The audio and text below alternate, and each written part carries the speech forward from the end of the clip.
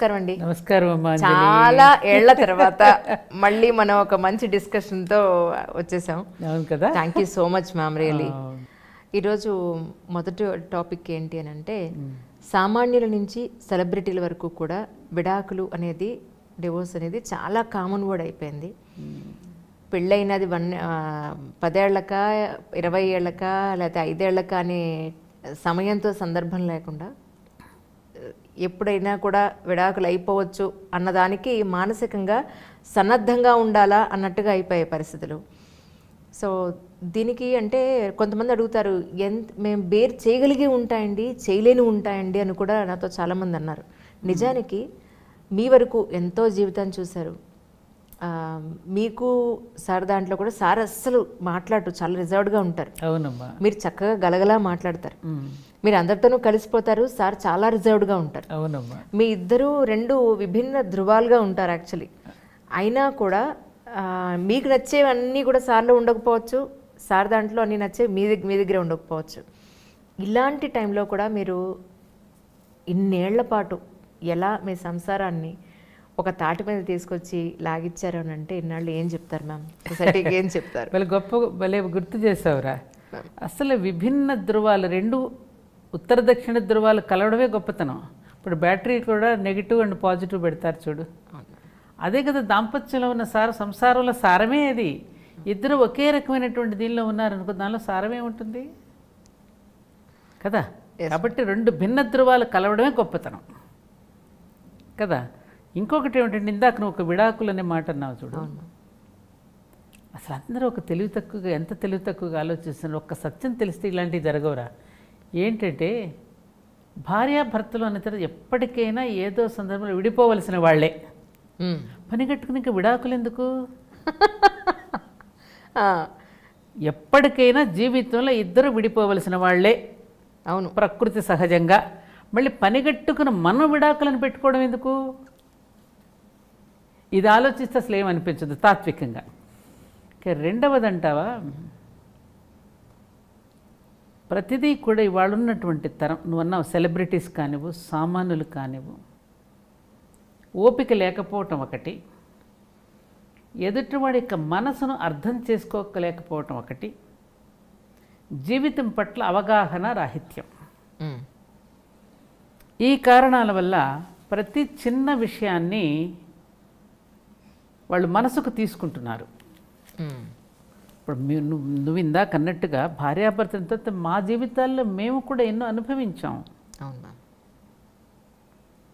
భగవంతుడు అసలు కలిపేది కూడా అలాగే కలుపుతాడు. ఇప్పుడు ఇందాక నువ్వన్నా ఆయన రిజర్వ్డ్, నేను గలగల అందరినీ కలుపుకుని మాట్లాడుతుంటాను. అసలు కంపాటబిలిటీ అనేది అలాగే ఉండాలి. అలా ఉన్నప్పుడు జీవితం కూడా అందంగా ఉంటుంది, ఆనందంగా కూడా ఉంటుంది. దేవతలు కూడా మన పురాణ ఇతిహాసాలు కనుక మనం చూస్తే, వాళ్ళు కూడా సరదాగా దెబ్బలాడుకున్న వాళ్ళే. ఈ రజో తమో గుణాలు సత్వగుణాలని వాళ్ళల్లో కూడా ఉన్నవే. వాళ్ళు కూడా మేమేం అతీతులం కాదని చెప్పారు కదా. ఇలా దెప్పి పొడుచుకోవటాలు, ఒకరినొకరు అనుకోవడాలు ఆనాడు ఉన్నాయి. కానీ అనుకోవటం, మళ్ళీ తిరిగి అర్థం చేసుకోవటం, మళ్ళీ అయ్యో నేను మిస్ అయిపోయాను నిన్ను అని చెప్పి మళ్ళీ ఒకరికొకరు సారీ చెప్పుకోవడం, ఇవన్నీ కూడా జీవితంలో ఒక అందమైనటువంటి సంఘటనలమ్మా. ఆ అందాన్ని, ఆనందాన్ని అనుభూతి చెందలేక, సహజీవనంలో ఉన్న మాధుర్యాన్ని తెలుసుకోలేకపోవడం వల్ల ఈ ఇబ్బందులన్నీ వస్తున్నాయి. Correct ma'am. ఇప్పుడు మీరు గొప్ప మాట అన్నారు, నాకు ఒక కొత్త క్వశ్చన్ కూడా పుట్టింది దీనివల్ల. సహజీవనం నిజంగా ఈరోజు చాలామంది అమ్మాయిలు అబ్బాయిలు కూడా పెళ్లి చేసుకోకుండా ఇద్దరు కలిసి ఒకే ఇంట్లో, పెళ్ళి ఒక్కటే జరగదు, మిగతావన్నీ జరుగుతాయి. మరి పిల్లల విషయంలో కూడా వచ్చే రోజుల్లో అది కూడా పెళ్లి కాకుండానే పిల్లలు కండం అనేది కూడా వస్తుందేమో, ఆశ్చర్యపోవాల్సిన అవసరం లేదేమో అనిపిస్తుంది. నిజానికి సహజీవనంలో అమ్మాయికి కానీ అబ్బాయికి కానీ సొసైటీలో లేకపోతే ఒక రెస్పెక్ట్ ఉంటుందా వీళ్ళిద్దరికీ? ఒకటి. రెండోది, వీళ్ళిద్దరి మధ్య నమ్మకం. ఏదైనా చిన్న గొడవ వస్తా వెళ్ళిపోతావు అంటే వెళ్ళిపోతుంది, నువ్వు ఇలా వెళ్ళిపో నేను ఎలా వెళ్ళిపోతాను అనేది ఎంతవరకు సమంజసం? అది అసలు ఎంత సేఫ్టీ అండ్ సెక్యూరిటీ ఉంటుందా సహజీవనంలో? ఉండదు. ఎలా అంటే, సహజీవనం అనేది ఎందుకు చేస్తున్నారు? నేనన్న సహజీవనం వేరు. అవును, నాకు అర్థమైంది. అవును, మీరు ఆ వర్డ్ అనగానే నాకు ఇది గుర్తొచ్చింది. అయితే ఒకరి పట్ల ఒకరికి నమ్మకం లేకనే కదా ఎందుకు సహజీవనం చేస్తున్నారు వీళ్ళు. ఇవాళ వివాహ వ్యవస్థలో ఇప్పుడు అబ్బాయికి అమ్మాయికి చిన్న విషయాలు పడకపోతే విడాకుల వరకు వెళితే చాలా సమయం పడుతోంది. ఏది కోర్టు కేసులు, పోలీసులు, కుటుంబ వ్యవహారాలు, ఆస్తులు ఇవన్నీ ఇచ్చిపుచ్చుకో ఈ రకరకాలైనటువంటి కేసులు ఉంటే చట్టం చాలా పదునైంది కదా మన హిందూ వివాహ చట్టం. అలాంటి ఈ రిస్కులన్నీ ఎందుకు పడతాం అనేది ముందే వాళ్ళు అనుకుని భయపడి కదా సహజీవనం చేసుకుంటున్నారు. అంటే ఒకరి పట్ల ఒకరికి నమ్మకం లేకనే కదా. ఒకరి పట్ల ఒకరికి నమ్మకం ఉండడమే వివాహ బంధం. ఏమ్మా ఆ నమ్మకం లేక ఇద్దరు కలిసి ఉందామండి. ఏమి కలిసి ఉంటున్నాయి? శరీరాలు కలిసి ఉంటున్నాయి, మనసులు కలిసి లేవుగా. మన భారతీయ జీవన విధానానికి పాశ్చాత్య జీవన విధానానికి చాలా అస్థిమసకాంతరం తేడా ఉంది. అవును, కరెక్ట్. రెండు జీవితాల కలయిక ఇది, శరీరాల కలయిక అది. తేడా ఉందిగా. అవునమ్మా. కాబట్టి శరీరాల కలయిక కాస్త పని అయిపోయిన తర్వాత ఇంకేముంటుంది వాళ్ళకి. ఇప్పుడు నువ్వు అన్నావు పిల్లలు అన్నావు, రక్షణ ఇది. రేపు వీళ్ళిద్దరు కూడా పూర్తిగా జీవితాంతం కలిసి ఉంటారని నమ్మకం. ఆ నమ్మకం ఏమిటి? అసలు వివాహమే చేసుకుంటారు. అవును. ఆ నమ్మకం వీళ్ళకి లేదు కదా. నిరంతరం భయంతోనో ఒకరి మీద ఒకరికి దీంతోనే బ్రతుకుతూ ఉంటారుగా. వాళ్ళ అవసరాలు మాత్రం తీర్చుకోవడానికి కలిసి ఉన్నారు అంతే. అంతేనా? కాబట్టి అది సెక్యూరిటీ ఉండదమ్మా. రేపు ఈ పిల్లలు ఏమవుతారో తెలియదు, రేపు ఈ పిల్లలు ఏదైనా అయితే ఎక్కడ పెరుగుతారో తెలియదు, తల్లిదండ్రులు ఎవరైనా చెప్పుకోవాలంటే పిల్లలకి ఇబ్బంది. ఇలా చాలా ఇబ్బందులు కొంతమంది పడుతున్నారు ఇప్పుడు. అలా సహజీవనం చేస్తున్న వాళ్ళు కూడా చాలా రకాల ఇబ్బందులు పడుతున్నారు. అవును మ్యామ్. అందుకని మన పూర్వీకులు మన ఋషులు ఏమి తెలివి తక్కువ వాళ్ళు కాదు కదా. వాళ్ళు ఎలాంటి జీవితాలు ఎలా ఉండాలో ముందుగానే నిర్ణయించి ఈ దాంపత్య ధర్మం అనేటిది ఎలా ఉండాలో ఒక ప్రణాళిక వేసి ఆ ప్రణాళిక ప్రకారం వెళితే సమాజం ఆరోగ్యంగా ఉంటుందని కదా వాళ్ళు ఆలోచించి పెట్టింది ఇది. అలా ఆలోచించి పెట్టినందుకు కానీ ఇప్పటి వరకు కూడా అలా జీవించినటువంటి వాళ్ళ జీవితాలన్నీ ఒకరికొకరు త్యాగం చేసుకుంటూ ఒకరినొకరు అర్థం చేసుకుంటూ భిన్న అభిప్రాయాలు ఉన్నా కూడా ఒక్కొక్కసారి ఏకాభిప్రాయానికి రావడం ఇవన్నీ మన జీవితాల్లో చూస్తున్నాం కదా. నువ్వు చూడలేదా? అమ్మ మదరాళ్ళందరినీ నువ్వు చూడలేదా? అమ్మమ్మని చూడలేదా? నాన్నమ్మని చూడలేదా? మేము చూడలేదా? మీరన్నట్టుగా మేము వివాహం అయిన తర్వాత భిన్నాభిప్రాయాలునే రకరకాల ఇబ్బందులు పడ్డాం, అన్నింటికీ లోనయ్యాం. కానీ తర్వాత అర్థం చేసుకోవటం అనేటటువంటిది ఉంటుంది కదా. స్థిరపడిన తర్వాత ఒకటి ఎర్రవాగంటారు చూడు. మనకి మా గురుగారు ఒక చక్కని ఎగ్జాంపుల్ చెప్పారు. వివాహమైన కొత్తలో దాంపత్యులు ఎర్రవాగు లాంటి స్థితిలో ఉంటారట. వర్షాకాలంలో నీరు బురద కలిసిపోయి ఎర్రగా ఉంటుంది. కాస్త టైం తగిన కొద్దికి మట్టంతా కిందకి సెట్ అయిపోయి నీళ్లు మాత్రం తేటగా కనపడుతుంటాయి. ఆ ఓపిక ఉంటే ఆ తర్వాత అదంతా మనకి కనిపిస్తుంది. కానీ ఆ ఓపిక లేదుగా. 3 నాళ్ళ ముచ్చట్లోనే విడిపోతున్నారు కదమ్మా ఇప్పుడు. అవునా? కాబట్టి ఇది ఆరోగ్యకరమైనటువంటి విషయం ఎప్పటికీ కాదమ్మా. ఇవాళ పాశ్చాత్య దేశాల వాళ్ళ మన భారతీయ దాంపత్య జీవనాన్ని అడాప్ట్ చేసుకోవాలని ఆ ప్రకారం జీవించాలని వాళ్ళు ఉవ్విళ్ళూరుతూ ఇలా స్థిరపడుతున్నారు వాళ్ళు. మా బామ్మగారు మాట అన్నారండి, మేము చాలా కాంప్రమైజ్ అయ్యి ఉన్నాం, చాలా కాంప్రమైజ్ అయ్యాం. అంటే జాయింట్ ఫ్యామిలీస్లో ఉన్నాం, మా అత్తగారు ఎన్ని అరలు పెట్టినా ఉన్నాం, ఎన్నో బాధ్యతలు నెత్తి మీద వేసి అసలు నాకు మీ తాతగారికి కూర్చుని కబుర్లు చెప్పడానికి కూడా లేనంత బాధ్యతలో మునిగిపోయి ఉన్నాం. ఇప్పటి పిల్లలు అంత కాంప్రమైజ్ అవ్వట్లేదు. నాకు ఇది కావాలి, నేను ఇలా ఉంటేనే నాకు కుదురుతుంది, లేకపోతే కుదరదు అన్నట్టుగా ఉండడం వల్లే సమస్యలు వస్తున్నాయేమో. కొంత స్వార్థం వదులుకోవాల్సి ఉంటుంది ఫ్యామిలీ అనేటప్పటికీ అని అంటున్నారు. నిజంగానా? అంటే ప్రతి మ్యారేజ్లో కూడా కాంప్రమైజ్ అనేది ఎంత స్థాయి వరకు మనం కాంప్రమైజ్ అవ్వచ్చు అంటారు? మనకి శాస్త్రం కూడా కాంప్రమైజ్ అయిపోమని చెప్పలా, రెగ్యులరైజ్ చేశారు. దాన్ని ఏమైంది, సర్దుకుపోమని చెప్పడం కాకుండా సరిదిద్దుకోమని చెప్పింది. రైట్. భర్త ఎన్ని ఇబ్బందులు పెడుతున్నా, అత్తగారు ఎన్ని ఇబ్బందులు పెడుతున్నా, బంధువులు కానీ ఆడపడుచు కానీ ఎవరు ఏమన్నా కూడా నిన్ను సర్దుకుపోమ్మని చెప్పి దాంట్లో నేను అణిగిపోమ్మని ఇప్పుడు మనకు శాస్త్రము చెప్పలేదు. మన పూర్వజులు కూడా అలా బ్రతకలేదు కూడా. ఎక్కడికక్కడ దాన్ని దేనితో సరిదిద్దారు? వాళ్ళ ప్రవర్తన చేత. రైట్. వాళ్ళలో ఒక పరివర్తన తీసుకుని వచ్చారు. ఆ పరివర్తన తీసుకురాగలిగినటువంటి శక్తి కేవలం స్త్రీకి మాత్రమే భగవంతుడు ఏర్పాటు చేశాడు. ఇది మాత్రం అందరూ తెలుసుకోవాల్సిన విషయం. యాక్టివిస్టులు ఏమంటున్నారంటే ఇలానే స్త్రీ మీద ఇంకా ఇంకా ఇంకా భారం వేసేస్తున్నారు, ఈ పురుషుణ్ణి మాత్రం ఫ్రీ చేసేస్తున్నారు, ఇక వాళ్ళకేం బాధ్యతలు లేవా అంటున్నారు. కాదమ్మా, పురుషుడికి కూడా బాధ్యత ఎవరు నేర్పిస్తున్నారు? మళ్ళీ అక్కడ కూడా స్త్రీగా తప్పు చేస్తోంది అంజలి. ఆ పురుషుడిని కంటున్నది ఎవరు? అవును. ఆ కంటున్నప్పుడు ఆ తల్లి పురుషుడికి చెప్పాలి కదా, నీకు భర్తగా వచ్చినా, లేకపోతే నీకు కుమార్తెకు ఒకడు భర్తగా వచ్చినా, నీ కొడుకు ఇంకొకడికి భర్తగా వెళ్ళినా ఎవరి దగ్గర తయారయ్యాడు ఇతను? అల్టిమేట్లీ మళ్ళీ అమ్మ దగ్గర తయారు, అమ్మ దగ్గరే కదా. అమ్మే కదా మొత్తం. పురుషుడిది కేవలం బీజప్రాయమే కదమ్మా. ఆ విత్తనం వేస్తాడు, వెళ్ళిపోతాడంతే. ఇక తర్వాత అంతా రక్త మాంసాలతో పాలిచ్చి పెంచి పోషించి అంతా చేసేది స్త్రీయే కదా. కాబట్టి కర్తవ్యం ఎక్కడున్నది? మళ్ళీ స్త్రీకే ఇచ్చాడు కదా ఈ కర్తవ్యం. కాబట్టి అక్కడ మళ్ళీ తప్పెవరిదవుతోంది? అంత మాత్రం చేత నాకేనా అనేటటువంటిది లేకోకుండా దాని ఒక తపస్సుగా తాను తీసుకుని ప్రతి పురుషుడిని తయారు చేయవలసిన స్థితిలో తాను ఉన్నది. కాబట్టి ఆ తయారు చేసేటటువంటి విధానంలోనే స్త్రీ అక్కడ తప్పటడుగు వేస్తే సమాజంలో అటువంటి వాళ్ళే తయారవుతారుగా. ఎంతమంది స్త్రీలు కొడుకులు తప్పు చేస్తున్నా కూడా వెనకేసుకొచ్చే వాళ్ళని మనం చూస్తున్నాంగా. మళ్ళీ అక్కడ కూడా తప్పు తన మీద మనం వేయడం కాదు. అవును, ఆ బాధ్యత ఆవిడిదే. ఆ చేయగలిగిన ఓర్పు నేర్పు ఆవిడకే ఉన్నది. అవును, అది మనం తెలుసుకోలేకపోతే. కాబట్టి వాడు ఎందుకు అలా ఉండాలి, నేను ఇలా ఎందుకు ఉండకూడదు అనే దగ్గరికి వస్తే ఎవరు నాశనం అయిపోతారు?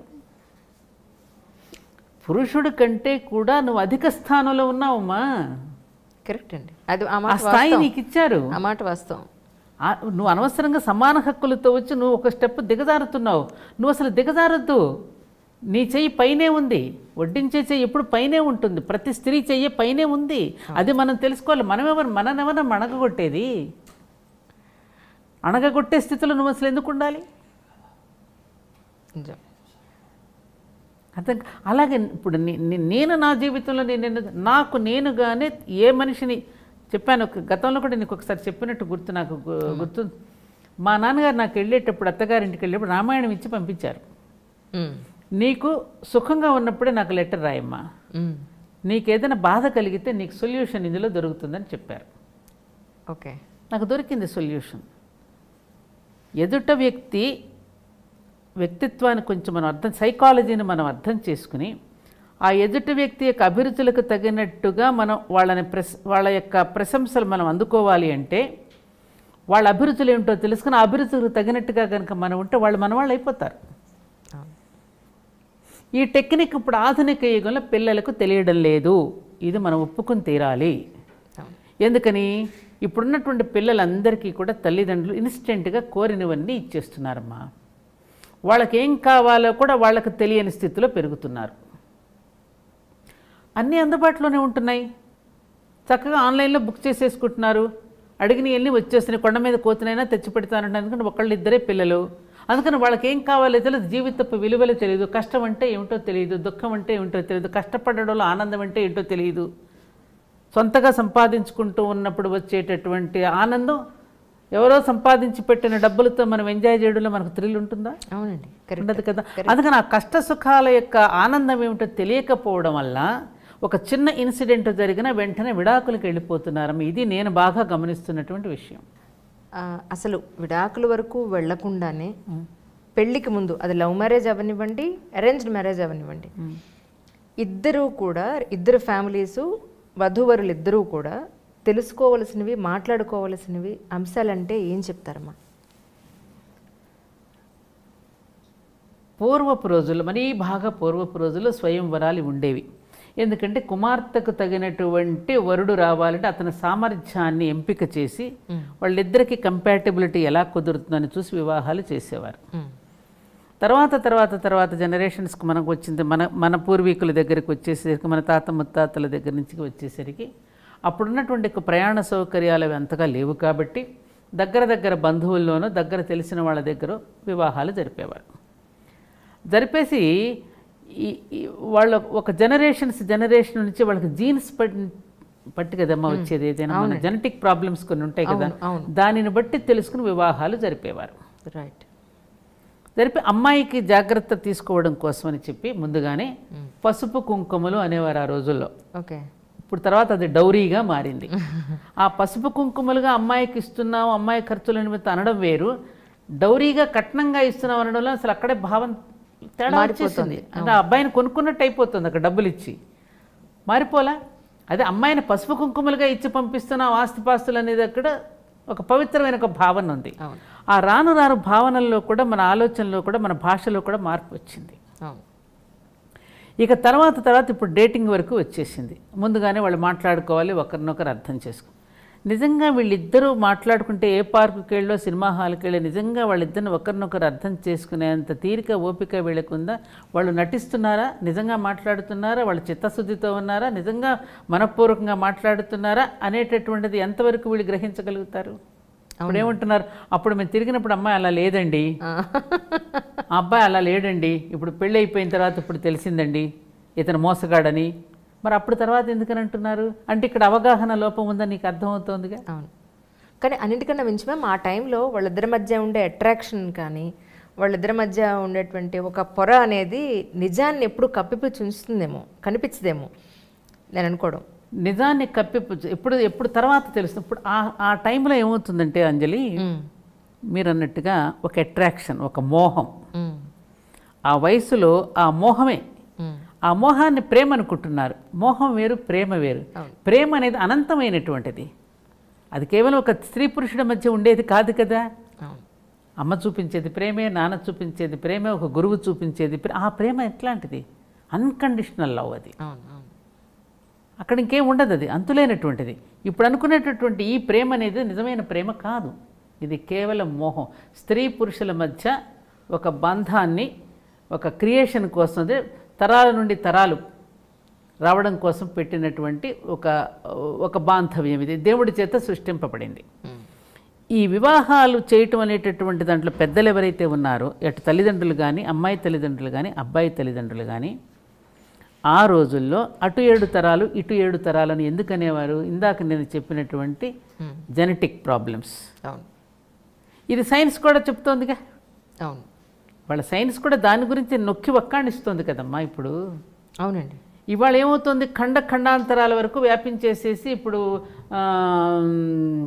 కులాంతర వివాహాలు అవుతున్నాయి, దేశాంతర వివాహాలు అవుతున్నాయి. వివాహ వ్యవస్థలో సంపూర్ణమైన మార్పులు, పెను మార్పులు వచ్చేసాయి ఇప్పుడు. దానివల్ల ఏమవుతుందంటే వివాహ వ్యవస్థలో ఒక పవిత్రత లోపించింది. జీవితాంతం ఒక బాంధవ్యానికి ఆ విధంగా కట్టుబడి ఒకరికి ఒకరుగా జీవించటం అనేటటువంటిది ఏదైతే ఉన్నదో అది పోయింది, అది మృగ్యమైపోయింది. అందుకని ఇద్దరు నలిగిపోతున్నారు. అవును, ఇద్దరు నలిగిపోతున్నారు. ఇప్పుడు ఆ నలిగిపోతున్న జీవితాలేక మళ్ళీ ఇక్కడికి వస్తున్నారు ఇప్పుడు విడాకులు అంటూ. మేము ఎందుకు నలిగిపోవాలి? నలిగిపోమ్మని ఎక్కడ చెప్పలేదు. కొన్ని చిన్న చిన్న విషయాల్లో మీరు సర్దుకుపోండమ్మా అని చెప్తున్నాం. మరీ పూర్తిగా అమ్మాయిని కనుక హింసించి నానా రకాలుగా ఇబ్బంది పెట్టి అబ్బాయిని కూడా ఇబ్బంది పెట్టి ఇట్లాంటిది ఉంటే ఇక జీవితాంతం నలిగిపోవలసిన అవసరం లేదనేటటువంటిదే పెద్దవాళ్ళు కూడా చెప్తున్నారుగా. అవును, అవును. ఇప్పుడు మనం కూడా చెప్పం కదా, అంతగా నేను హింసించి కొట్టి చంపే స్థితిలోకి ఏదైనా వచ్చి కట్నాల కోసం నేను నానా ఇబ్బందులు పెడితే నువ్వు అట్లాగే పడి ఉంటే మనం ఎవరో చెప్పాం. దాన్ని ఏదైనా సరిదిద్దడానికి మనం ప్రయత్నం చేస్తాం. అలా కాకుండా మరీ చిన్న సినిమాకి తీసుకువెళ్ళలేదనో, తనకి ఇష్టమైన షర్ట్ వేసుకోలేదనో, లేకపోతే ఇంకోటి ఏదో చేస్తూ ప్రతి చిన్న విషయానికి జరుగుతున్నాయి. ఇప్పుడు కారణాలు కనపట్టాలా నాకు? ఇంకా చాలామంది నేను చూస్తున్నాను కదా. అవునండి, చాలా సిల్లీ కారణాలు జరుగుతున్నాయి. కలిసి ఉండాలని అందరూ కోరుకుంటాం కూడా మనం. కానీ ఒక అనివార్య కారణాల వల్ల విడిపోవలసిన పరిస్థితులు వస్తే కనుక ఇక్కడ రెండో పెళ్ళి అనేది కూడా చాలా జనరల్గా జరుగుతోందమ్మా. యాక్చువల్లీ ప్రజెంట్ సొసైటీలో అట్లీస్ట్ ఒక 100 మందిలో 50% మందికి రెండో పెళ్ళి అనేది చాలా ఫ్రీక్వెంట్గా చూస్తూ ఉన్నాం. అయితే రెండో పెళ్ళి వచ్చేటప్పటికి ఫస్ట్ పెళ్ళిలో అయినటువంటి అతనితోటి ఒక పాపో బాబో లేకపోతే పిల్లలు ఉన్న సందర్భాల్లో ఈ రెండో పెళ్లి చేసుకున్నప్పుడు అమ్మాయి ఎస్పెషలీ లేదా అబ్బాయి దగ్గర పిల్లలు ఉండేది అరుదు. తల్లి దగ్గరే ఉండిపోతారు జనరల్గా పిల్లలు. ఆవిడ పిల్లల బాధ్యత ఈవిడే మోస్తూ ఉంటుంది జనరల్గా. ఆ టైంలో కనుక పిల్లలు తల్లి దగ్గర ఉండి తల్లికి రెండో పెళ్లి. అంజలి సారీ, కొన్ని కోర్టులు తీర్పులు ఎలా ఇస్తున్నాయంటే కొన్ని రోజులు తండ్రి దగ్గర కొన్ని రోజులు తల్లి దగ్గర ఉండేటట్టు ఇస్తున్నాయి. అది మరింత ఘోరంగా ఉంటుంది. అప్పుడేం జరుగుతుంది తెలుసా, ఈ తండ్రి మీదేమో ద్వేషం నేర్పిస్తుంది పిల్లకి అమ్మాయి దగ్గర పెరిగినప్పుడు, అబ్బాయి దగ్గర పెరిగినప్పుడు తల్లి మీద ద్వేషం అతను నేర్పిస్తున్నాడు. ఇట్లా పిల్లలు చాలా పిచ్చివాళ్ళు అయిపోతున్నారు, నలిగిపోయి వాళ్ళు ఇంకో రకమైనటువంటి పర్ఫెక్ట్గా మారిపోతున్నారు. మరి దీన్ని ఏమంటావు? Correct, correct. అనేక రకాల ఇది అనేక రకాలు. ఇప్పుడు మీరు చెప్పింది ఒక రకం, ఇప్పుడు నేను చెప్పేది ఏంటంటే సపోజ్ రెండో పెళ్ళి చేసుకునే టైంకి తల్లి దగ్గర కనుక ఒకళ్ళ ఇద్దరు పిల్లలు ఉండుంటే కనుక వచ్చిన వాళ్ళు ఆ టైంలో అసలు వాళ్ళిద్దరి మధ్య అండర్స్టాండింగ్ మనం మాట్లాడుకోవాల్సినవి సందర్భాలు పాయింట్స్ అని అంటే ఏం చెప్తారమ్మా? ఎందుకంటే వచ్చిన తండ్రి కన్నతండ్రి కాకపోవడం వల్ల వీళ్ళని పరాయి వాళ్ళలా చూసే అవకాశం ఉంటుంది. కొంతమంది మహానుభావులు ఉన్నారు నిజంగానే చాలా బాగా చూసుకునే తండ్రులు ఉన్నారు, నేను చూసాను చాలా మంది. అల్టిమేట్లీ మళ్ళీ అక్కడ తల్లి ఒక రకంగా నలిగిపోతూ ఉంటుంది, పిల్లలు ఇంకొక రకంగా నలిగిపోతారు. ఒక హెల్దీ అట్మాస్ఫియర్లో వాళ్ళు ఎదగడం లేదు పిల్లలు. హెల్దీ అట్మాస్ఫియర్లో నలగడం లేదు. ఇప్పుడు పురుషుడికి ఉన్నటువంటి మనసు లక్షణాలు హృదయాన్ని చూస్తే అమ్మా స్త్రీకి చాలా తేడా ఉంటుంది అంజలి. ఈ తల్లిగా ఎవరైతే ఉన్నదో బిడ్డను కనిన తల్లి, ఎందుకంటే పురుషుడు కొంత మనసుతో మాత్రమే ఆలోచిస్తాడు, స్త్రీ హృదయం స్పందిస్తుంది త్వరగా, మనకు తెలుసు ఆ విషయం. ఈమెకు కూడా ఒక రకమైనటువంటి సంక్షోభమే అనుభవిస్తూ ఉంటుంది లోపల, బయటికి చెప్పుకోలేదు కానీ లోపల ఒక తెలియనటువంటి సంక్షోభం ఆ అబ్బాయితో కలుస్తున్నప్పుడు కానీ ఈ పాపను చూసినప్పుడు కానీ ఇవన్నీ కూడా ఆవిడకి కూడా మానసికమైనటువంటి ప్రశాంతత పూర్తిగా ఉంటుందనేటువంటి నమ్మకం మనకు లేదు, ఉండదు కూడా. అంటే ఏదో ఒక రకంగా జీవితాంతం మనకంటూ ఒక తోడు ఉండాలి కాబట్టి ఆ తోడు కోసం చేసుకున్నట్టు అవుతుంది వివాహం. అవునా కదా? అవునండి, అవును. అతనే ముఖ్యంగా నలిగిపోయేది ఎక్కువగా పురుషుడి కంటే తల్లిగా ఉన్న అమ్మాయి ఎక్కువ నలిగిపోతుంది. అవును, అది గాడ్స్ క్రియేషన్, అది ఆ పేగు బంధం అలాంటిది. ఇప్పుడు ఈ పాప ఎదుగుతూ ఉన్న కొద్ది కాదు అనుకున్నప్పుడు అతను తండ్రిగా యాక్సెప్ట్ చేయడానికి కూడా ఈ పాప మనసు కూడా ఎదురు తిరుగుతూ ఉంటుంది. బిడ్డ నలిగిపోతుందిగా, బయట వాళ్ళు ఏదో ఒకటి కామెంట్ చేస్తారుగా, ఆ కామెంట్స్ విని ఇవాళ నీకు తెలియదు అంజలి, చాలామంది సైకాలజిస్టుల దగ్గరికి వచ్చే కౌన్సిలింగ్ సెంటర్స్కి వెళ్ళే వాళ్ళందరూ కూడా ఇటువంటి వాళ్ళే. దయచేసి తల్లిదండ్రులు వివాహాలు చేసుకోకముందు చేసుకున్న తర్వాత కనీసం బిడ్డల్ని కనాలని మీకు ఉంటే అలాంటి పనులు చేయవద్దని నేను మనవి. నిజంగా అండి. ఎందుకనంటే మీరు పాపం చేసిన వాళ్ళు అవుతున్నారు. ఒక బిడ్డకు జన్మనిచ్చి జీవితాంతం అబ్బాయి కానీ అమ్మాయి కానీ నలిగేటటువంటి పరిస్థితులు మీరు తీసుకొస్తున్నారు. అలాంటప్పుడు కనకండి, అవును, మీ బ్రతుకులేదు మీరు బ్రతకండి. వాళ్ళని కని వాళ్ళని పాడు చేసే హక్కు మీకు ఎక్కడిది?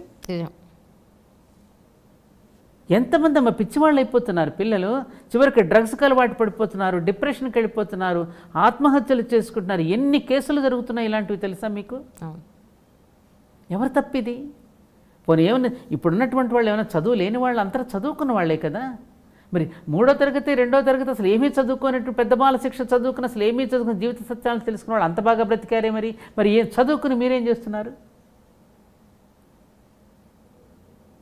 ఆలోచించొద్దమ్మది. కోట్లు కష్టపెట్టి పెళ్ళిళ్ళు చేస్తున్నారు వివాహాలు వాళ్ళ పిల్లలకి. నేను చాలామందికి సలహా ఇస్తున్నాను అంజలి, దయచేసి మీరు ముందు రిజిస్టర్ మ్యారేజ్ చేయండి. 20 సంవత్సరాలు కలిసి ఉంటే 25 సంవత్సరాలు కలిసి ఉంటే రజతోత్సవం కింద అభినందన సభ పెట్టండి అని చెప్తున్నాను నేను అందరికీ. నిజమే. మరి 25 సంవత్సరాలు మీరు కలిసి ఉన్నందుకు మిమ్మల్ని అభినందిస్తున్నామని బంధుమిత్రాదులు వచ్చి అప్పుడు అభినందిస్తే బాగుంటుంది. ఎక్కడుంటున్నాయి కాపురాలు? నాకు తెలిసిన కుటుంబాలు పెళ్ళైనటువంటి మరుసటి రోజే అమ్మాయి నాకు వద్దు, నేను ఎవరినో ప్రేమించాను, అదేదో ముందు చెప్పొచ్చుగా. ఇంకొక విషయం ధైర్యంగా చెప్తున్నాను నీతో నేను, ఇవాళ చాలామంది మగపిల్లలు పెళ్లి చేసుకోవడానికి భయపడుతున్నారు. నా దగ్గరికి వస్తున్నారు, అమ్మ ఎవరైనా ఉంటే తెలిసిన వాళ్ళు ఉంటే చెప్పండి. ఎందుకమ్మా హాయిగా సుఖంగా ఉండనేవాడిని, ఎందుకు వచ్చింది చెప్పండి. అమ్మాయి కూడా తయారయ్యారు మ్యామ్, పెళ్ళంటే భయపడిపోతున్నారు, వీళ్ళు భయపడుతున్నారు, వాళ్ళు భయపడుతున్నారు. ఎందుకు భయపడుతున్నారు? నమ్మకాలు లేక. అది నమ్మకాలకి ఏమో చేసుకుని ఇతను రేపు ఇంకెవరితోనో తిరుగుతాడేమో, కోరికలు పెరిగిపోయినాయి అమ్మా. ఎందుకంటే నువ్వు చేసిన తప్పే అతను కూడా చేస్తున్నాడేమో అని నమ్మకం పోతుంది కదా. అవును, అవును, అవును. ఇంకా లోతుకు వెళ్తే, ఎందుకంటే ఇప్పుడు మన మీడియా ముందు ఇంకా లోతుకు పోతే చాలా విషయాలు ఉన్నాయి అంజలి, బహిర్గతంగా మనం చెప్పుకోలేని విషయాలు కొన్ని ఉన్నాయి. అలాంటి ఘోరాతి ఘోరాలు జరుగుతున్నాయి ఇవాళ. అందుకని ఏ భారతదేశం అయితే అద్భుతమైనటువంటి సృష్టి యజ్ఞంగా భావించే దాంపత్య జీవితాలు ఏవైతే ఉన్నాయో అది సృష్టి యజ్ఞంగా భావించింది ఈ దేశం. ఋషుల యొక్క సంతానం అని కదా మనం చెప్పుకుంటున్నది. మనో యొక్క సంతానం కదా మనం. అదేమంటే చాలామంది మనోధర్మశాస్త్రం తగలబెట్టే వాళ్ళు కూడా ఉన్నారు. అరే అది దాన్ని బాగా అధ్యయనం చేస్తే దాని యొక్క గొప్పతనం ఏంటో మనకు తెలుస్తుంది. దాన్ని అధ్యయనం చేయకుండా పూర్తిగా ఏదైనా స్త్రీ స్వాతంత్రం మహిళ ఒక పదాన్ని చూసి గబగబా మాట్లాడేస్తే ఎట్లా? అవును అవును. వివాహం అంటేనే భిన్న ధృవాలు. మామూలుగా మన పురాణ కథలు చూసుకుని భిన్న ధృవాల దంపతులు అయ్యారు, అందులోనే అందం ఉంది. నిజం. నేను అంటే నాకు తెలిసినవే ఎక్కువ మాట్లాడుతూ ఉంటాను, తెలిసిన వాళ్ళ దగ్గర జరిగిన సందర్భాల్లో మాట్లాడుతూ ఉంటాను. లాస్ట్ టైము ఒక మ్యారేజ్కి వెళ్తే పెద్ద ఆవిడ, ఆల్మోస్ట్ ఒక 90 ఏళ్ళు 95 ఏళ్ళు ఉంటే పెళ్లి చూపులు మాటలు అవి జరుగుతున్నాయి. ఇచ్చిపుచ్చుకోవడాలు అన్నీ మాట్లాడుకున్నాక మనోవర్తి గురించి కూడా మాట్లాడుకున్నారా అందావిడ. అందరూ తిట్టారు. ఏమనంటే ఏమిటి శుభమాని పెళ్లి గురించి మాట్లాడుతుంటే మనోవర్తి గురించి మాట్లాడమంటావేంటనండి అందరూ చాలా నెగిటివ్గా మాట్లాడారు. ఆవిడ ఏమందంటే దానికి ఒక పెద్ద ఎక్స్ప్లెనేషన్ ఇచ్చింది.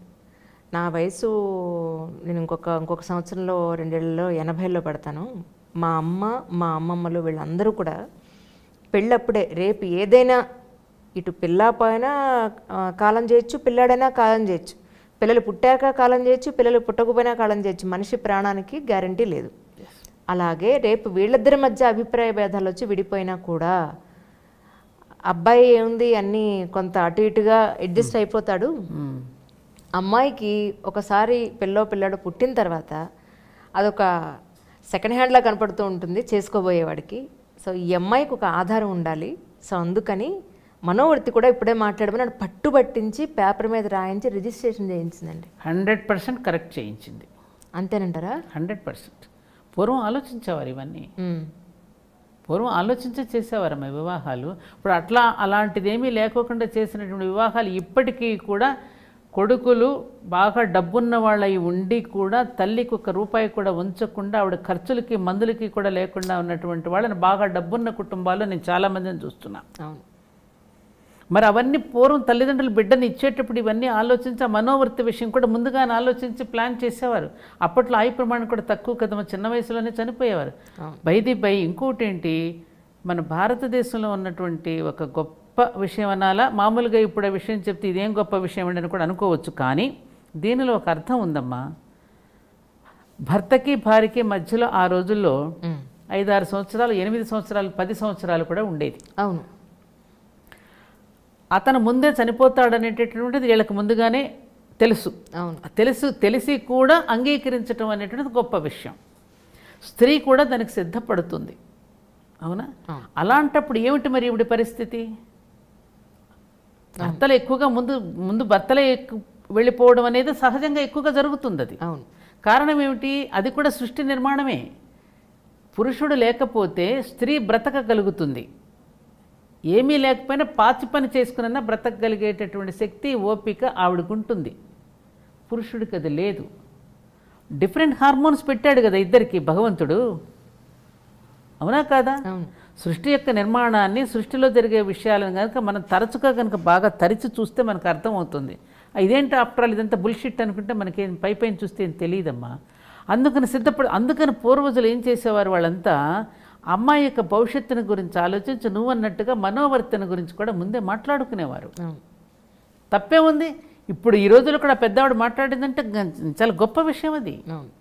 ఇప్పుడు అటువంటిది లేక ఎంతమంది ఓల్డ్ ఏజ్ హోమ్లో ఉన్నారు.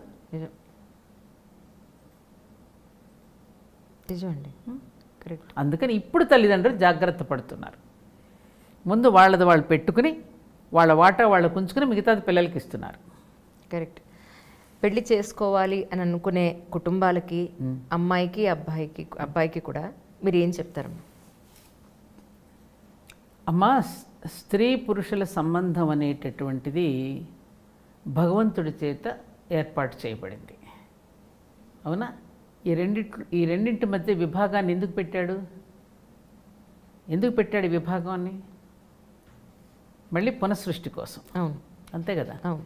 దాన్ని అర్థం చేసుకుని ఒకరినొకరు మీరు అర్థం చేసుకుంటూ ఆమెకున్నటువంటి సామర్థ్యాన్ని, శక్తిని నువ్వు వినియోగించుకో. అతనికి ఉన్నటువంటి సామర్థ్యాన్ని, అతనికి ఉన్నటువంటి తెలివితేటల్ని, అతని గుణగణాలను కూడా నువ్వు కూడా అర్థం చేసుకుని అతనికి నువ్వు సహకరించి, పరస్పర పరిపోషకాలు కదా. ఆమె లేనిదే ఇతను లేడు, ఇతను లేనిదే ఆమె లేదు. అవును. ఇవి మన సమాజంలో ఎన్నో చూస్తున్నాం. మన పురాణ గాథలు చూసినా మనకు అదే తెలియచేస్తుంది, శాస్త్రం చూసినా అదే తెలియచేస్తుంది, వేదం కూడా అదే చెప్పింది. మన పెద్దలు జీవించిన జీవితాలు కూడా మన కళ్ళ ముందు మనకు కనపడుతూనే ఉన్నాయి. అవును. ఈ దేశం అందాన్ని ప్రేమించిందమ్మా, ఆత్మ సౌందర్యాన్ని ప్రేమించిన దేశం ఇది. భౌతిక సౌందర్యాన్ని కాదుగా మనం ప్రేమించింది. ఇవి అర్థం చేసుకోగలిగి వివాహం చేసుకోబోయేటటువంటి వాళ్ళు ఒకరినొకరు అర్థం చేసుకుని చిన్న చిన్న విషయం ఇద్దరూ కలిసి చర్చించుకుని పుట్టబోయే పిల్లల మంద వేరే విషయాలు మాట్లాడకుండా, వాళ్ళ ముందు మీరిద్దరు దెబ్బలాడుకోకుండా, భవిష్యత్తులో ఎందుకంటే పెళ్లి చేసిన పిల్లలు పుడతారు, వాళ్ళ ముందు మీరు దెబ్బలాడుకోకుండా మీరు వాళ్ళకి రోల్ మోడల్స్గా ఉండేటట్టుగా ముందుగానే మీరు ట్రైన్ అవ్వండి. ఈ మధ్యన అందుకని భార్యాభర్తలు పెళ్లి చేసుకోబోయేటటువంటి వాళ్ళు కూడా ముందుగానే ట్రైనింగ్ ఇచ్చే సెంటర్స్ కూడా వస్తున్నాయి. అదే కౌన్సిలింగ్ సెంటర్స్ వస్తున్నాయి. అంటే మనకు కూడా ఇప్పుడు అవసరం ఉంటారా మామది? ఇప్పుడు అవసరం వస్తుంది. ఎందుకంటే మరి ఒకప్పుడు అమ్మమ్మలు, నాన్నమ్మలు, మేనత్తలు ఇంట్లో ఉండి చెప్పేవారు కదా. ఇప్పుడు మాకు చెప్పేవారు, అమ్మ నువ్వు వెళ్ళినప్పుడు ఇలా ఉండాలమ్మా, ఇలా ఉండాలి, కొంచెం ఓపిక పట్టమ్మా, ఓపిక పడితే ఓరుగలు దొరుకుతుందమ్మా అని అమ్మ వాళ్ళు మాట్లాడే మాటలు ఇవి. ఓపిక పడితే ఓరుగలు పట్టడం లభిస్తుందమ్మా అని చెప్పి మేమందరం పడాలా, మేమందరం చేయలా, తర్వాత నీకే తెలుస్తుందమ్మా. నిజంగానే వాళ్ళు చెప్పినట్టు మేము విన్నాం కాబట్టి, ఆ ఓర్పు పట్టాం కాబట్టి నిజంగానే వాళ్ళు గౌరవింపబడుతున్నాంగా, బంధువులందరి చేత కూడా ప్రేమించబడుతున్నాం కదా. కొత్తలో కొంచెం గడబడిగానే ఉంటుంది. ఒక ఇంట్లో నుంచి మరొక ఇంట్లోకి వెళ్ళినప్పుడు ఆ వాతావరణం నుంచి మరొక వాతావరణం, ఒక మొక్కని ఇక్కడి నుంచి తీసి ఇక్కడికి నాటితేనే 2 రోజులు పడుతుంది అది మళ్ళీ కరెక్ట్గా వాతావరణంలో పెరగడానికి. మరి ఒక ఇంట్లో నుంచి వచ్చిన అమ్మాయి మరొక ఇంట్లోకి వచ్చినప్పుడు ఆ వాతావరణానికి అలవాటు పడడానికి కొన్ని రోజులు, కొన్ని నెలలు, కొన్ని సంవత్సరాలు కూడా పట్టచ్చు. కొంచెం నువ్వు పట్టవలసింది కొంచెం ఓపిక పట్టు. ఓపిక లేకపోవడానికి కూడా మళ్ళీ నువ్వు వెళ్ళిపోతే లోపలికి వెళితే దానికి కూడా కారణాలు ఉన్నాయి అంజలి. మనం తినే ఆహారం, మా అమ్మమ్మలకున్న ఓర్పు మా అమ్మలకు లేదు, అమ్మలకున్న ఓర్పు మాకు లేదు, మాకున్న ఓర్పు పిల్లలకి లేదు. కారణం ఏమిటి? ఆనాడు తిన్న ఆహారం వేరు, అప్పుడు జీవించిన జీవన విధానం వేరు, ఇప్పుడు లైఫ్ స్టైల్ అంతా మారిపోతుందిగా. అవునండి. వస్తున్నటువంటి మార్పులను బట్టి కూడా వీళ్ళు ఓర్పు కూడా కోల్పోతున్నారు. మళ్ళీ వెళ్తే మూలానికి వెళితే అక్కడ మూలం చెడిపోయింది. ఆ మూలాన్ని సరి చేసుకుంటే మిగతా శాఖోపశాఖలన్నీ బాగుంటాయిగా. కాబట్టి మన రూట్ ఏదైతే ఉందో, ఏదైతే మన పెద్దలు వేసినటువంటి ఒక మూల సూత్రం ఏదైతే ఉందో, ఆ మూల సూత్రాన్ని మనం దెబ్బ తీసుకున్నాం. ఆ మూల సూత్రాన్ని కనుక మనం బాగు చేసుకుంటే మిగతా శాఖోపశాఖ ఏది విద్యా వ్యవస్థ కానివ్వండి, వివాహ వ్యవస్థ కానివ్వండి, అన్ని శాఖలు అప్పుడు ఆరోగ్యవంతంగా ఉంటాయి. జరుగుతున్న తప్పు అక్కడ జరుగుతోంది మనకి. అందుకని మనం నిరాశ చెందొద్దు. ఈ అనుభవాలన్నీ అయిన కొద్దీ మన వాళ్ళకే తెలుసు. ఇప్పుడు చాలామంది కూడా తెలుసా నీకు, ఆశ్చర్యపోతావు, విడాకులు ఇచ్చిన తర్వాత చాలామంది అమ్మాయిలు అబ్బాయిలు అరే దీనికన్నా వీడికన్నా పాత మొగుడే మెరుగు, ఈ అమ్మాయి కన్నా పాత పెళ్ళావే మెరుగుని మళ్ళీ వస్తున్నారు కావడానికి. శుభం జరిగితే మరీ మంచిది. నిజంగా మా అత్తగారు ఒక మాట అనేవారు, అండర్స్టాండింగ్ ఇంకా బాగుంటుంది కదా. ఇప్పుడు ఉన్న పని బాగా పని చేయట్లేదు, కొత్త నాన్న పెట్టిన ఎందుకు మళ్ళీ వచ్చిందని గ్యారంటీ ఏమిటి? కొత్త పని అమ్మాయి ఇస్తే బాగా చేస్తుందని గ్యారంటీ ఏమిటి? ఉన్నదాన్నే బాగు చేసుకుందాం అనేవారు. అలా కరెక్ట్. అవునా కదా? నిజం అమ్మా, వాస్తవానికి చెప్పుకుంటే అదే కదా. కరెక్ట్. అందుకని ఆ పరివర్తన తేవడానికి మాకు బంధువులు, మాకు ఒక వదిన వరుసయ్య ఒక ఆవిడ ఉన్నారు, పేరు చెప్పను కానీ, అన్నయ్యకి కొంచెం రోజు బయటికి వెళ్ళి కొంచెం భార్యతో ఎక్కువ మాట్లాడేవాడు, బయటికి వెళ్ళి కొంచెం కార్డ్స్ ఆడుకోవటం ఇట్లాంటి అలవాట్లన్నీ చేసుకుని బయట తిండి. ఆ వదిన ఎంత ఓర్పుగా ఏం చేసింది, ఆయనకి ఇష్టమైన ఎన్నిటువంటి పిండి వంటలు ఇంట్లోనే ఉండే, హోటల్లో తినకుండా ఆయన వచ్చేసరికి రెడీగా పెట్టేసి, పచ్చిమిరకాయ బజ్జీలు అంటే ఆయనకి ఇష్టం, అరటికాయ బజ్జీ అంటే ఇష్టం, అవి వండి పెట్టేసి ఆ పేక ముక్కలతో ఆయన అక్కడ ఆడుకోకుండా ఇంటి నిండా చక్క కట్టెన్స్ నిండా పేక ముక్కలు డిజైన్స్ పెట్టి ఆయనకు నచ్చినట్టుగా ఇంట్లో వాతావరణం చేస్తే మారిపోయాడు. ఆయన బయటకు వెళ్ళడం మానేశాడు. అట్లా ఏమిటంటే ఆ టెక్నిక్స్ లేడీస్కి తెలియాలి, భర్తని ఏ విధంగా మలుచుకోగలగాలనేటువంటిది. ఈ విషయంలో ఒక విషయం చెప్పనా నీకు, ఎగ్జాంపుల్ చెప్పండి. ఈ పాండవులు అరణ్యవాసం చేస్తూ ఉన్నప్పుడు పద చూసొద్దామని శ్రీకృష్ణుడు సత్యభామను కూడా తీసుకుని వెళతాడు. అప్పుడు ద్రౌపది పాపం వీళ్ళందరికీ వంట చేసి పెడుతూ వాళ్ళ కార్యక్రమాలన్నీ తనే చూస్తూ ఉండేది కదా. చూస్తూ ఉంటే సత్యభామ వచ్చి, అసలు ఈ 5గురితో ఎలా పడుతున్నావు అబ్బాయి, ఒక్కడిని నేను వశం చేసుకోలేకపోతే ఈ 5గురు నువ్వు ఎలా వశం చేసుకోగలిగావు, ఏం మందులు పెట్టావు, ఏం మందు మాకులు పెట్టావు అన్నాడు. ఇప్పుడు ద్రౌపది తీవ్రంగా, ఏమిటి నా దగ్గర అంటే అన్నావుగా, ఇంకెక్కడ అనకో, మందులు మాకులు పెట్టిన భర్తలు వశం చేసుకోరు. ఉదయం ప్రొద్దున అందరికంటే ముందు నేను లేస్తా, వాళ్ళకి టిఫిన్లు గట్రా నేనే చూస్తా, వాళ్ళకి ఏమేమి ఇష్టమైన కూరలు ఎవరెవరు ఏం తింటారా అన్నీ నాకు తెలుసు, వాళ్ళకి కావాల్సిన పదార్థాలు నేనే వండి పెడతా, అన్నీ చూసి వాళ్ళ పక్క బట్టలు ఎక్కడ వేయాలి ఎలా చేయాలి అన్నీ నేనే చేసి రాత్రి పడుకోబోయే వరకు వాళ్ళకి అన్ని పనులు నేనే చూసుకుంటా స్వయంగా. అలా ఆ పనులను బట్టి నన్ను ప్రేమిస్తారు తప్ప మందులు మాకులు పెట్టి ప్రేమించడం నా దగ్గర అంటే అన్నావు నీకు ఎక్కడ అనకే మాట అని సత్యపాపతో. అట్లా ఎదుటివాడిని గెలవాలి అంటే నా సూత్రం అదే. మా అత్తగారితో నేను అలా ఉండి ఆవిడ మనసును గెలుచుకున్నా. మా నాన్నగారు చెప్పారు కదా సూత్రం నాకు. అందుకని ఎదుటి యొక్క వ్యక్తికి ఏది అభిరుచో భర్తకి ఏది అభిరుచి, అలాగే భర్త కూడా భార్య యొక్క అభిరుచి ఏమిటి తెలుసుకుని కనుక ఒకరు ఆఫీస్ నుంచి వస్తే దానికి ఇష్టమైనది పట్టుకొచ్చాడు అనుకోమ్మా, ఆమె కూడా వచ్చేసరికి ఆయనకి ఇష్టమైనది వండి పెట్టింది అనుకోమ్మా, ఆమె పెట్టుకున్న నగో చీరొచ్చు ఎంత బాగున్నావోయ్, అసలు ఆ చీరకే అందం వచ్చింది నువ్వు కట్టుకుంటే అన్నాడు అనుకో, ఆవిడ పొంగిపోతుంది. అలాగే భర్త కూడా అయ్యో పాపం ఉదయం నుంచి ఆఫీస్ నుంచి ఎంత అలసిపోయి వచ్చారండి, వేడివేడి కాఫీ తెస్తాను ఉండండి. ఈ చిన్న చిన్న మాటలకేమో డబ్బులు ఖర్చు పెట్టాల్సిన అవసరం లేదు కదా అంజలి. ఈ టెక్నిక్స్ ఇప్పుడు పిల్లలకి అలా అంటానికి కూడా వాళ్ళకి అహం అడ్డొస్తుంది. నేనేమిటి ఇంత చదువుకున్నాను, నేను సాఫ్ట్వేర్ ఇంజనీరింగ్ పనిచేస్తున్నాను, భర్త నా విధంగా నేను ఎందుకు అనాలి అనేటువంటి అహం ఏదైతే, ఆ అహం అనే పొర కనుక వాళ్ళకి తొలగిపోతే, ఆ ప్రేమ అనేటటువంటి కనుక చూపించగలిగితే అందరి జీవితాలు బ్రహ్మాండంగా ఉంటాయమ్మా. రాధాకృష్ణులాగా హాయిగా ఉంటారు, లక్ష్మీనారాయణుల్లా, బ్రహ్మ సరస్వతుల్లా, శివపార్వతుల్లాగా అర్ధనారీశ్వర తత్వానికి స్థాయికి చేరుకోగలుగుతారు. నిజం. అసూక్ష్మం చిన్న టెక్నిక్ అంతే, చిన్న టెక్నిక్. ఏదో సినిమాలో ఒక డైలాగ్ విన్నాను, వీళ్ళు ఇప్పుడు వాళ్ళంతా కూడా భర్తను పేరు పెట్టి పిలిచి మీ ఇద్దరు సినిమాకి వెళ్ళొస్తూ ఉండి మీరు చూస్తూ ఉండండి అని చెప్తుంటారు కదా.